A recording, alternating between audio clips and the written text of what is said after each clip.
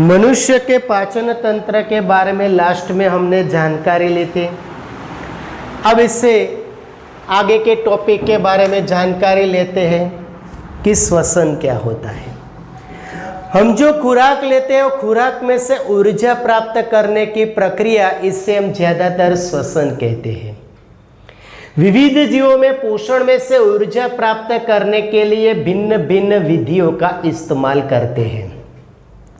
ज़्यादातर जीव खुराक के स्वरूप में ग्लूकोज प्राप्त करता है और उनमें से ऊर्जा प्राप्त करने की विधि होती है। किस तरीके से ये विधि कार्य करती है उसके बारे में अभी हम थोड़ी जानकारी लेते हैं।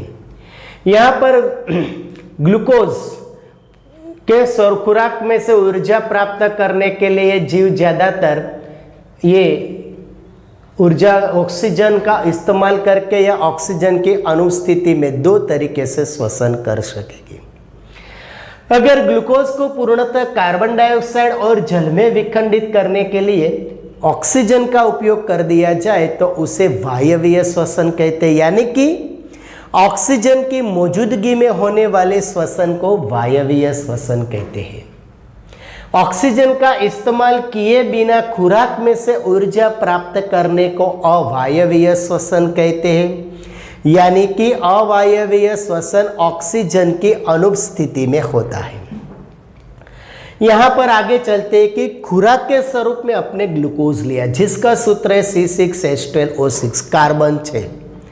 तो पहले चरण में एक 6 कार्बन वाले ग्लूकोज के अणु के 3 कार्बन वाले पाइरुवेट में विखंडन होता है। ग्लूकोज 6 कार्बन के अणु कोशिका द्रव्य में ये प्रक्रिया होती है और पाइरुवेट 3 कार्बन के अणु में विखंडन हो जाता है। इसके पश्चात यहाँ पर आएंगे अपने पाइरुवेट इथेनॉल तथा कार्बन डाइऑक्साइड में परिवर्तित हो सकता है। यह प्रक्रम किण्वन के समय इष्ट में होता है, इसलिए कैसा श्वसन है? अवायवीय। ऑक्सीजन की अनुपस्थिति में होता है, किण्वन के दौरान इष्ट में होता है, इथेनॉल कार्बन डाइऑक्साइड और ऊर्जा बनती है। माइटोकॉन्ड्रिया 9वीं कक्षा में हमने उसको कणा सूत्र के नाम से नवाजा था। तो माइटोकॉन्ड्रिया में पाइरुवेट का विखंडन ऑक्सीजन का उपयोग करके, यानी ऑक्सीजन के उपस्थिति में वायवीय श्वसन हो गया। ओके, तो उपयोग करके 3 कार्बन वाले पाइरुवेट को विखंडन करके कार्बन डाइऑक्साइड के 3 अणु बनते हैं और दूसरा उत्पाद जल बन जाता है।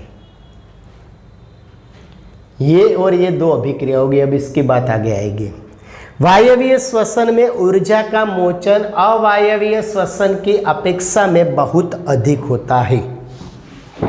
जब हमारी पेशी कोशिका में ऑक्सीजन का अभाव होता है, अब यहाँ आ गए, तब पाइरुवेट का 3 कार्बन वाले लैक्टिक अम्ल में परिवर्तन हो जाता है। अचानक लैक्टिक अम्ल बन जाना वो क्रैम्प का कारण हो जाता है। जब हमारे शरीर में ऑक्सीजन की मात्रा कम होती है ना, तो उस टाइम पर क्रैम्प होता है, लैक्टिक अम्ल ज़्यादा बन जाता है। और लैक्टिक अम्ल ज़्यादा बनने की वजह से हमारी जो मांसपेशियां सिकुड़ जाती है, वहाँ पर हमें जकड़न होती है और दर्द होने लगता है, यानी मसल स्टेन हो जाते हैं, वो उसे क्रैम्प कहा जाता है। कोशिकीय श्वसन द्वारा मोचित ऊर्जा को एटीपी में प्रयुक्त किया जाती है। एटीपी का पूरा नाम क्या होता है? तो उसका पूरा नाम है एडिनोसाइन ट्राइफॉस्फेट। एटीपी के विखंडन से एक निश्चित मात्रा में ऊर्जा मोचित होती है, जो कोशिका के अंदर होने वाली अंतररश्मीय क्रिया का परिचालन करती है। हमारे शरीर में जितनी भी क्रियाएं चलती है ना, उन सभी क्रिया के लिए हमें ऊर्जा की आवश्यकता होती है। ये ऊर्जा कौन देता है? एटीपी। कोशिकीय क्रिया में जो एटीपी स्वरूप में ऊर्जा बनती है वो जमा होती है और ये एटीपी सभी अंगों तक जरूरी ऊर्जा पहुंचा देती है। बाकी जीव श्वसन कैसे करते? तो चलो पहले वनस्पति की बात करते हैं। हमने आगे पढ़ा है इसी चैप्टर में, याद कीजिएगा कि वनस्पति की पत्तियों में छोटे छोटे छिद्र पाए जाते हैं, जिसे रंध्र कहते हैं। ये जो रंध्र होते हैं वो क्या करते हैं तो कि दिन में वायुमंडल से कार्बन डाइऑक्साइड शोषित करके ऑक्सीजन निकाल देती है और रात में हमारी तरह ऑक्सीजन लेकर कार्बन डाइऑक्साइड निकाल देती है। इसी तरह वनस्पति श्वसन करती है। अब यहाँ वायवीय और अवायवीय श्वसन में अंतर भी पूछा जाता है और जरा आप एक बार ध्यान से सुन लीजिएगा कि ऑक्सीजन की मौजूदगी में होने वाले श्वसन को वायवीय श्वसन कहते हैं, ऑक्सीजन की अनुपस्थिति में होने वाले श्वसन को अवायवीय श्वसन कहते हैं। वायवीय श्वसन में ज़्यादा ऊर्जा उत्पन्न होती है, अवायवीय श्वसन में कम ऊर्जा उत्पन्न होती है। वायवीय श्वसन उच्च कक्षा वाले जीव करते, अवायवीय श्वसन निम्न कक्षा वाले जीव बताते हैं। वायवीय श्वसन कोशिका द्रव्य एवं माइटोकॉन्ड्रिया में होता है, अवायवीय श्वसन केवल कोशिका द्रव्य में होता है। ठीक है। अब जलीय जीव कैसे श्वसन करते? जल में रहने वाले जीव, जो जीव जल में रहते वो जल में विलेय ऑक्सीजन का इस्तेमाल करते। पानी में O2 और CO2 विलेय के स्वरूप में होते हैं।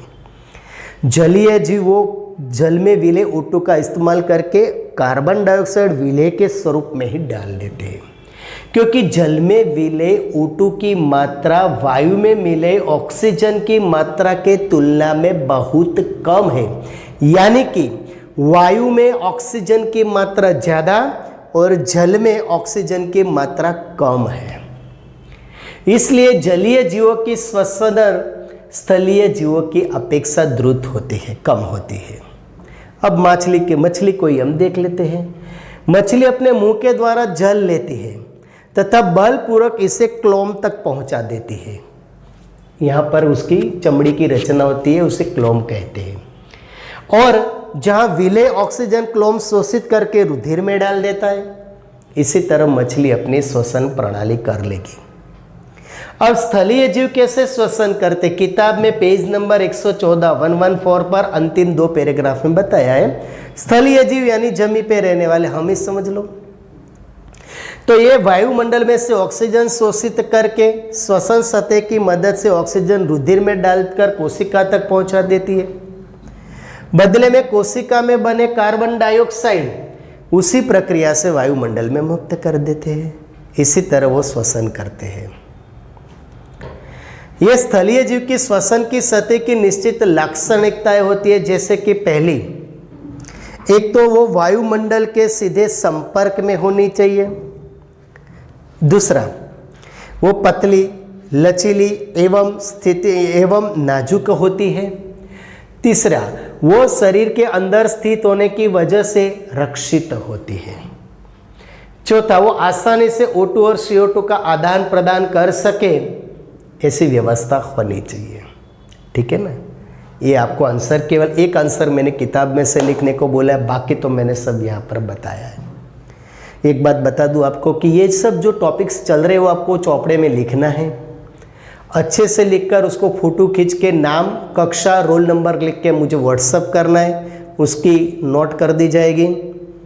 और यहाँ से जो बाद में एनुअल में 20 नंबर भेजे जाते हैं, उसमें होमवर्क के जो नंबर है उसमें आपको अच्छे नंबर दिया जाएगा। इसलिए आपको होमवर्क करना है और चौपड़ा भी तैयार रखना है। जब भी आपको स्कूल खुले बुलाया जाएगा तो चौपड़ा आपको तैयार होना चाहिए। ठीक है ना। इसलिए होमवर्क करना है, तैयारी करना है। और पापा हमारे पीछे मेहनत कर रहे हैं तो पापा को हमें अच्छा रिजल्ट देना है कि नहीं। ठीक है। तो अब मैं हट जाता हूँ, आप स्क्रीनशॉट ले लो और बाद में होमवर्क करके मुझे व्हाट्सएप करना है। ठीक है। बाय।